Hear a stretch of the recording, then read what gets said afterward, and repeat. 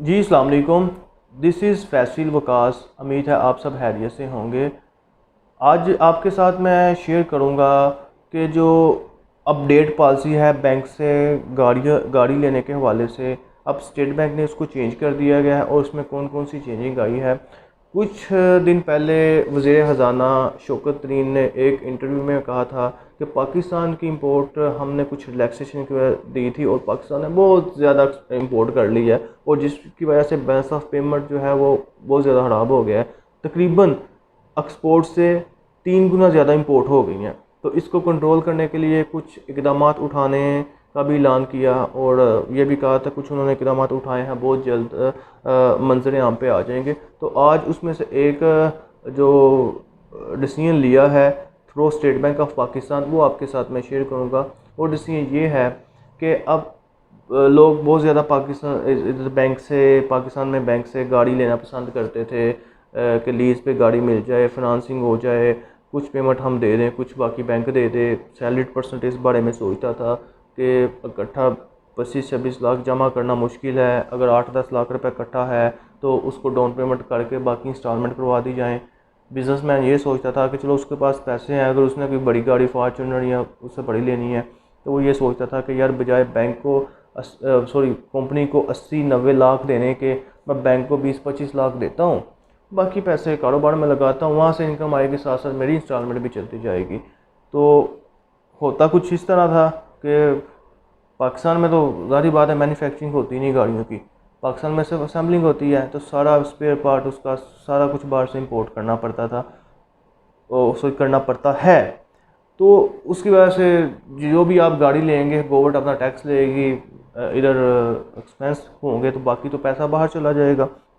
तो उसको थोड़ा सा कम करने के लिए जो पॉलिसी है वो है कि अब बैंक से 1000 सीसी से ऊपर जो लोग गाड़ी लेना चाहेंगे उसकी रेगुलेशन टाइट कर दी जाएगी। अभी कितनी टाइट की है ये तो अभी नहीं बताया, लेकिन टाइट कर दी जाएगी। अब देखें उसमें कौन कौन सी चीज़ें जो आएंगी वो भी मैं आपके साथ शेयर करूंगा। लेकिन अभी जो इनिशियल सर्कल में ये चीज़ है कि वो टाइट कर दी जाएगी और बाकी इम्पोर्टेड गाड़ियों पे पाबंदी लगा दी, वो तो आप ले ही नहीं सकते अब। ठीक है, यानी कि पहले ऐसा होता था कि 5 साल से जो पीछे गाड़ी पाकिस्तान जो मैन्युफैक्चरिंग है पाकिस्तान में ज़्यादा 3 साल में आ जाती है, तो वो बैंक लीज़ कर देता था, अब वो लीज़ नहीं करेगा। और इसके अलावा जो ऑटो पॉलिसी है उसको उसके चेंज कर दिए। ये 5 पॉइंट है, ये आपके साथ शेयर करता हूँ जो इसमें तब्दीली लाई गई है। पहला पॉइंट है जी, जो पहले गाड़ी आप लेते थे 7 साल के लिए आप फाइनेंस करवा सकते थे, अब मैक्सिमम 5 साल के लिए होगी।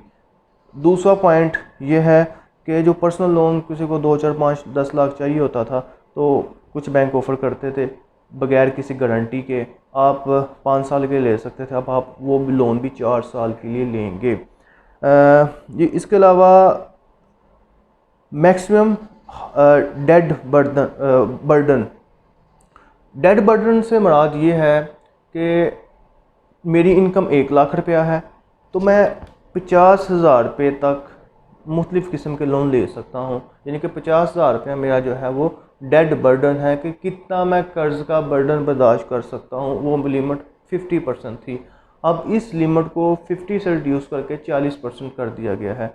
मतलब अगर मैंने गाड़ी लेनी है, मैंने वो ले लिया, उसकी मेरी इंस्टॉलमेंट 30,000 है, उसके बाद दोबारा मैंने क्रेडिट कार्ड लिया है, उसका मेरा बर्डन 5,000 निकल रहा है, यानी कि हो गया 35। उसके बाद पर्सनल लोन या कोई और लोन, हाउस लोन दूसरा तीसरा मैं ले सकता था 15,000 रुपये तक, यानी कि 50,000 रुपये तक मेरी इंस्टॉलमेंट ओके हो सकती थी। लेकिन अभी 40,000 रुपये तक फाइनल कर दी गई है, 10% इसको भी रिड्यूस कर दिया गया है।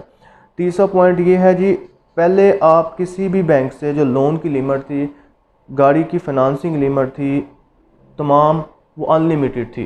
यानी कि अगर किसी की इनकम 5 लाख रुपया है तो वो 2.5 लाख रुपये तक मतलब कि हाई बर्डन उसका निकलता था, गाड़ी ले सकता था, कोई फॉर्चूनर भी लीज़ करवा सकता था। अब 30 लाख से ज़्यादा आप गाड़ियाँ लीज़ नहीं करवा सकते। अब आप सोच रहे होंगे कि यार 1,000 सीसी वाली गाड़ी है, बड़ी नहीं मिलेगी, तो ये तो 30 लाख तक है ही नहीं। इसका मतलब ये है कि आप 30 लाख तक ओवरऑल गाड़ियाँ, जैसे अगर आप एक वैगनर लेते हैं तो 16 लाख की वो गाड़ी है, उसमें से 6 लाख आपने दिया, 10 लाख बैंक ने, 10 लाख आपकी लिमिट हो गई। तीन वैगनर आप लेंगे तो आपका 30 लाख पूरा हो जाएगा। उसके बाद आप गाड़ी नहीं ले सकते जब तक पुरानी आप क्लियर नहीं करवाएंगे, ठीक है। यानी कि मैक्सिमम फाइनेंसिंग लिमिट ओवरऑल तमाम गाड़ियों की मिला के, एक गाड़ी की नहीं तमाम गाड़ियों की, वो मिला के 30 लाख से ज़्यादा नहीं होनी चाहिए। ये पॉइंट किया है। और उसके बाद दूसरा पॉइंट ये किया है जी, आखिरी पॉइंट, कि पहले आप डाउन पेमेंट मिनिमम 15% कर सकते थे, अब आपको मिनिमम 30% करनी पड़ेगी, ठीक है। तो मीन्स के किसी ने पहले आल्टो लेनी होती थी तो वो दे देता था 2.5-3 लाख रुपया, 15% इतना ही बनता है। अब आप उसको भी 4-4.5 लाख रुपये देना पड़ेगा, 30% गाड़ी का देना पड़ेगा उसको, ठीक है। तो वो इतना ही बनता है, मतलब कि पॉलिसी काफ़ी टाइट हो गई है। और नॉन रेजिडेंट के लिए खुशखबरी ये है कि ये सारी पॉलिसी उनके ऊपर लागू ही नहीं होती। रोशन डिजिटल अकाउंट वाले रोशन अपनी कार लेंगे, वो इंपोर्टेड गाड़ी भी ले सकते हैं। इसके अलावा वो पाकिस्तान की लोकल मैन्युफैक्चर गाड़ी भी ले सकते हैं, और उनकी लिमिट भी कोई नहीं है। बेशक वो 50 लाख तक गाड़ी ले लें, जितनी मर्जी ले लें, उसका इशू नहीं है। ये सिर्फ हम पाकिस्तानियों पे लागू है जो पाकिस्तान में रहते हैं और पाकिस्तान में ही रहेंगे, ठीक है। तो इसके मतलब अगर आपको कोई क्वेश्चन हो तो आप ज़रूर पूछिएगा, इंशाल्लाह।